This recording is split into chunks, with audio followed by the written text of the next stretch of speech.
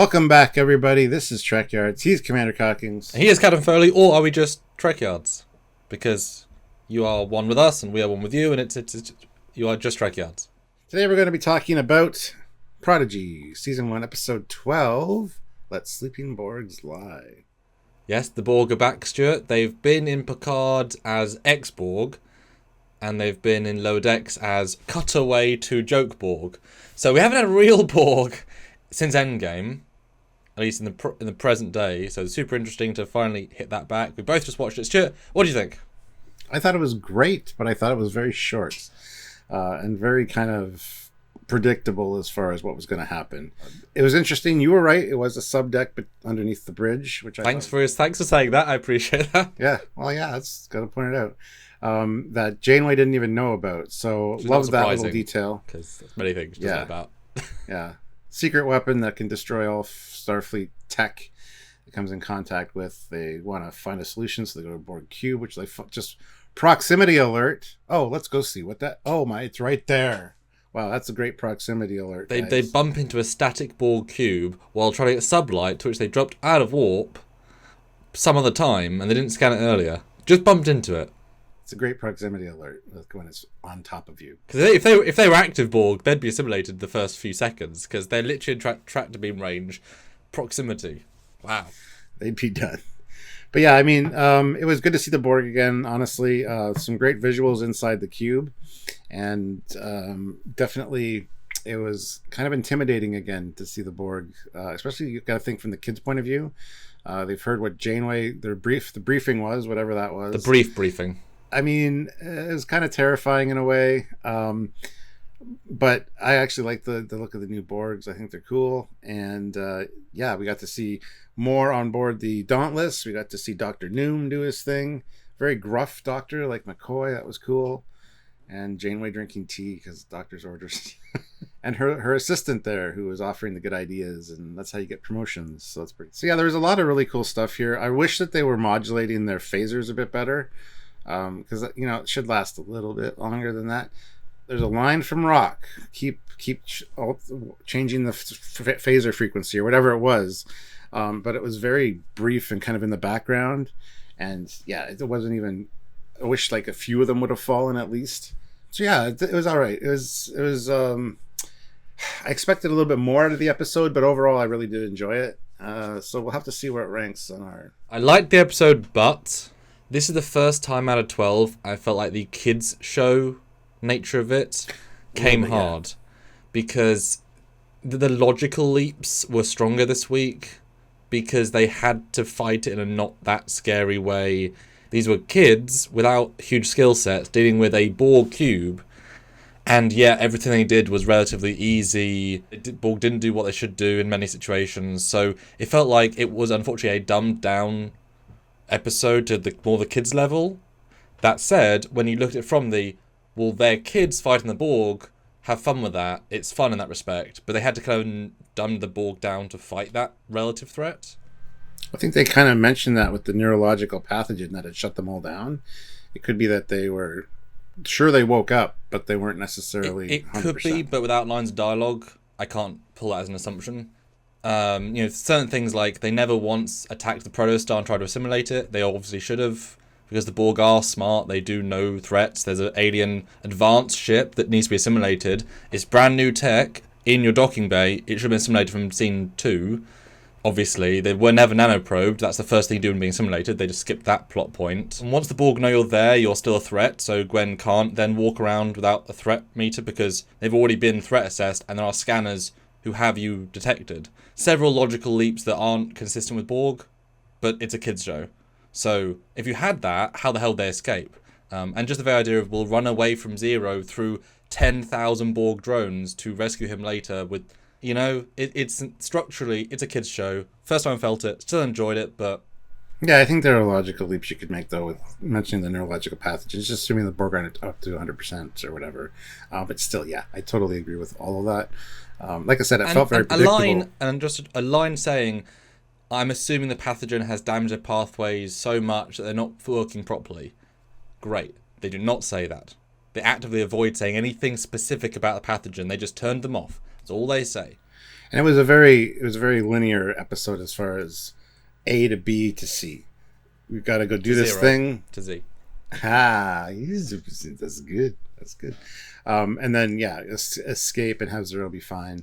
I went into it thinking that you can't assimilate a non-corporeal being, but apparently they can.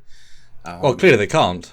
But they do know who the alien is. They say it straight out. So they've presumably dealt with them enough to say worth assimilating. So experience equals, yeah, that's fine. Species 802, Medusan. Yes, that was great. When they said somebody's got a link with the collective and they kind of zoom in, it's like, oh, it's going to be Gwen. And then in my mind right away, I'm thinking, no, it's going to be Zero. And sure enough, yes, that was great. So yeah, that was a weird moment because none of them can except Zero. Because you need technology to connect. It isn't a wireless, like, it connects to the mechanical part of the Borg drone. You can't just connect.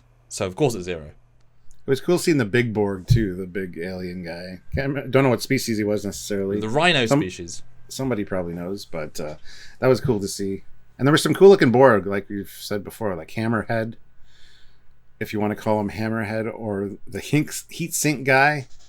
That was a cool look, but he showed up a little too often, and it was weird because one time he'd be on this side, and then all of a sudden he'd be over here. I don't know if that was. I need to watch it again to actually see if there's like a, mistake that way. But well, I have now got. I do prep for the episodes, and I have gone through every single Borg shot to find like variations, and there's only like 7, I think, because the same one guy is the main Borg in every main Borg shot, which makes sense. You put time into one asset, but it's the smallest cube ever. The same 5 people. I mean, it really is fun. It's just fun. It's the same guy they always bump into, and also the Borg cube is the size of a factory. Yeah, and you got one Borg that looks like he's wearing a VR headset, which I'm like, that's a pretty good idea for the Borg actually to have a VR or augmented reality kind of thing going on. I don't know why the Borg didn't throw in the nanobots or nanites. Literally their job. They take him to a thing and strap him down and start using green like laser things. It's like, what are you doing? That seemed weird too. It's a laser light show for them before they get assimilated, I guess. Like, I know they're linking to Data. He got taken and put on a big table, but that was incredibly specific to he's an android. We can't assimilate him. We have to do a different thing. Everyone else gets tubuled. Like, that would have been phenomenal if they'd got tubuled. Being assimilated, because it's a 2-tier process. You get physically assimilated and very small stuff appears. Then you rip you apart and put big stuff on. I could have got that Zero could have his particle wave disabled the nanoprobes. I would have been fine. Like, just it worked. Or he uses one same connection to deactivate them and then whatever. Like, I kind of wanted that extra oomph because otherwise you don't just pull people like 8 times out of 10, 9 times out of 10. It just feels. Like they're delaying the plot versus giving us the Borg. It was a very tricky concept to go in. Going that full in to we're screwed and yet holding so much back, you brush up against the power of the Borg.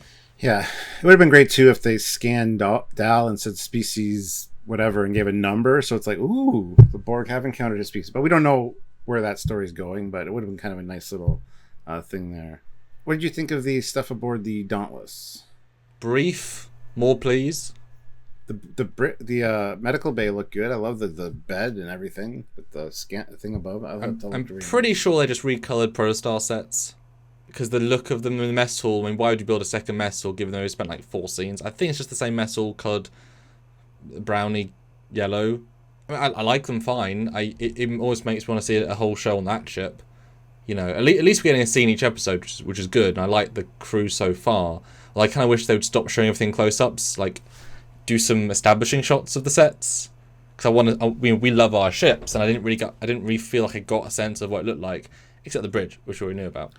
Yeah, I enjoyed seeing the Dauntless stuff. I wish, like you said, I wish we would have seen more. I like that Janeway was drinking tea. I thought that was hilarious. Everybody's flipping out on Twitter about that leading up to this because they released one of the pictures of her with the tea bag, and Janeway doesn't drink tea. It's like, Anyway. That's the whole. What are the big jokes of Endgame? I mean, the whole point is this is Endgame-ish Janeway. That's the point. It's I didn't like the way it ended again with the Diviner waking up and being, and Janeway, of course. Chakotay would never do this. He's not in command of the Protostar. These people must be stopped. Janeway, you've been through some shit. You've had people aboard your ship that weren't what they said they were. You don't need to be jumping to conclusions.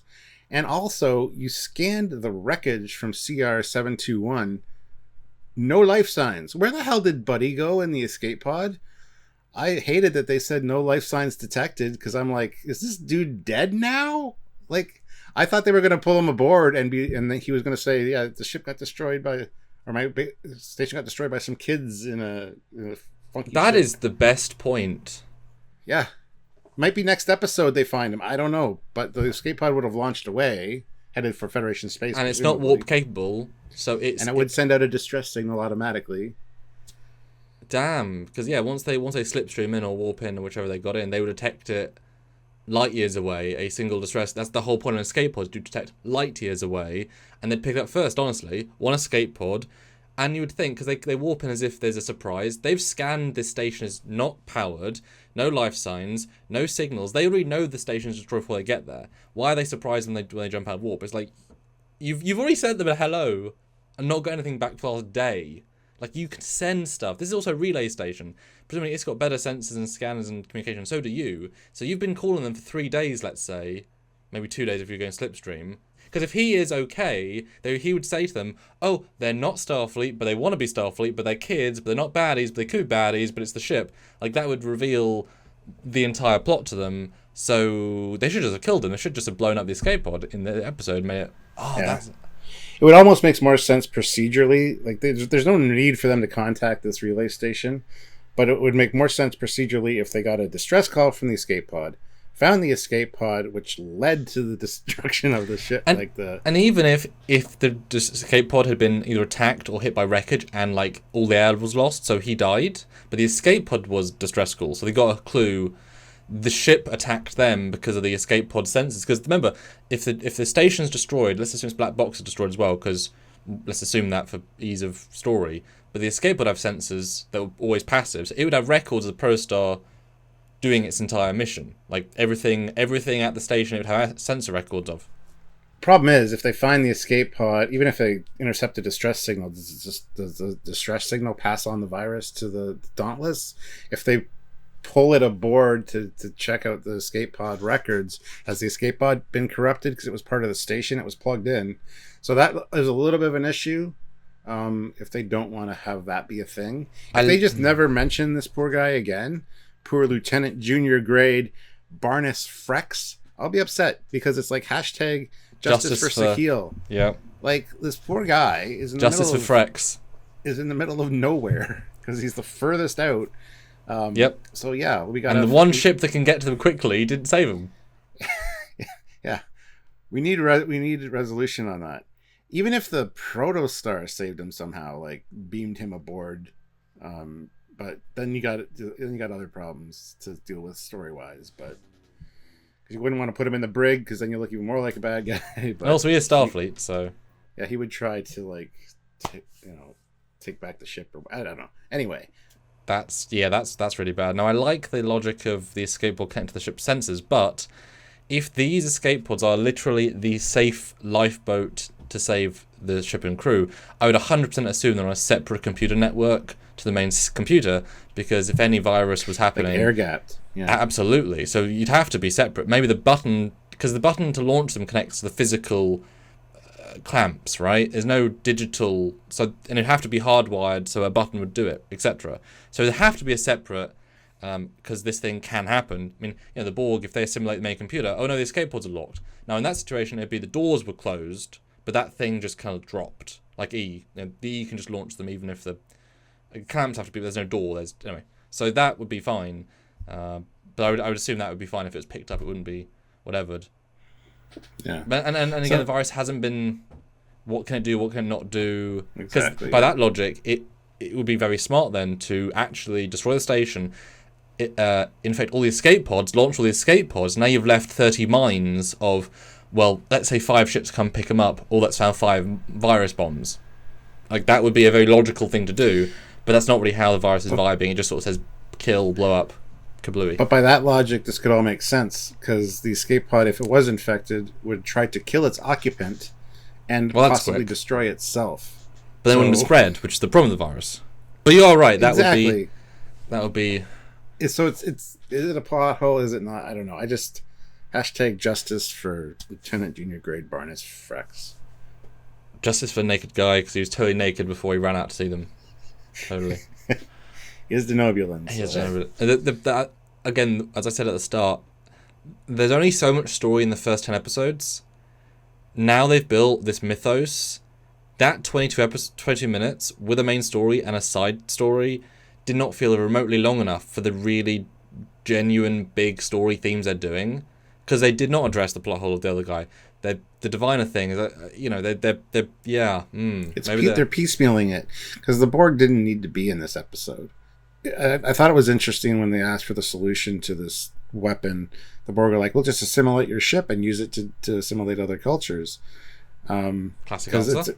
It's going to affect Starfleet. We can just change it to infect everybody we ran across. I just thought they were using the bog standard answer of that. Dude, doesn't matter. Assimilation. I think that was a custom answer. I thought it was just that's what we're going to do. Well, I will say I did like the internal vinculum space, and I did like the voice. I kind of wish they had more than one voice, like the old school. Like, it was fine, but you should have had multi voices. That's kind of the extra. I think the interior of the ship looked really good. I loved when the Protostar landed and stuff. I thought that was kind of neat. But why do you need a landing bay on a Borg cube? You taking in dignitaries and delegates? I mean, they have them. They had them in the Borg ride in 4D. They did. Yeah. I mean, it's 3. Well, is it 3 kilometers? The shots of the Borg cube with the Protostar look tiny in comparison. I mean, you wouldn't even be able to see the Protostar. Like, I mean, it's all perspective, but Protostar is a small ship. Yeah, I know. So I'm assuming that's a smaller Borg cube. It isn't, but I would assume it would be. The interiors, I wish they were 25% less Picard looking, because as with all things, once one person makes... I mean, I just don't like that art design for the interior of the Picard Borg cube. So now they're respecting that canon, which means it prolongs the bad art design, in my opinion. But the Borg evolved. That's how they look now. I know you can explain it, but if the Picard just done a good art design, we would have had that now, but they kind of felt locked into, well, we've got to respect that, versus do the Voyager stuff, which is, you know, every other Borg cube. So I wish it was a bit more... Like, I wish they'd had one corridor that felt Voyager, because Voyager, obviously, they're real sets, right? So they're always very intimate, and this is so giant that it makes sense for a huge Borg cube, but it feels so unlike Borg cube in what we see, apart from those few rare occasions. So I wish they'd had both, the grand openness, and then like a really claustrophobic with this strobe corridor to kind of have both, to imply some areas are functional, some areas are giant. Yeah. Well, I just hope the real Janeway smartens up, though. Like, I don't want her to assume that, you know, because the diviner was saying when he was in his coma, they took my daughter, you know, I must complete the mission, find, you know, and can he hear me? No, I don't think so. Which means that's his subconscious talking. So he seems like the villain, the victim at this point, and I don't want her to fall for that, because Janeway's smarter than that. We've seen it many times where somebody comes aboard and it's not what they say they are. But is she falling for it? He is also, like, everything he said is true. His people did die. No, that is true. It's just he then wants to kill everybody. Like, he is fully right. So if he plays it entirely straight without giving any details, he is right. Yeah, but I don't want the kids to look like bad guys, because right now it looks like they destroyed this outpost. They, you know, doing all this, and then they're not going to contact or answer the hails when they finally run into them. Like, it looks bad all around, and it's one of those things in storytelling that frustrates me. The only way you can do it is beam over, possibly if their shields are down, which they wouldn't be. Beam over and say, "Hey, here's the problem. We got a thing on the ship. Let's talk.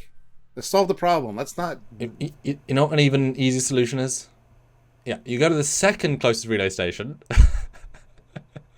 You drop out of proto warp like half a light year away. You replicate a new shuttle, which is not connected to the weapon, so is not remotely tied to it. You launch the shuttle. You get to the station and say, "Hey guys, just so you know," and then you finish the scenario. That's it. Like, no one's just take a shuttle. They're not linked. The virus is a specific thing. You have to connect to the ship's virus system. They've never once implied that the shuttle gains a part of a virus after being replicated. It might do that. They've never once said that. Well, it creates the computers and everything on the ship as it's doing it, or beams them in, as we've talked about, possibly. So who knows if they're infected. My guess would be they pulled right up to CR721 without him knowing. Shields weren't up. Just beam one person over, and then say, "Hey, here's the issue. Can you relay this to other Starfleet? Let's isolate this ship." Or my idea, but clearly it wasn't a passive thing. The virus wasn't actively trying to spread. It had to be actively That's true. handshaked and said hello. So all you do is you take that shuttle, which may or may not be infected. Let's say it is. You have the computer be locked so it can't be accessed remotely. Then you say hello. That's it. Because it would work so much better if the virus actually, like, as soon as it got in range of anything, it spread. Because it's so advanced, it managed to bypass comm channel protocol. Like, that's the virus kicking butt.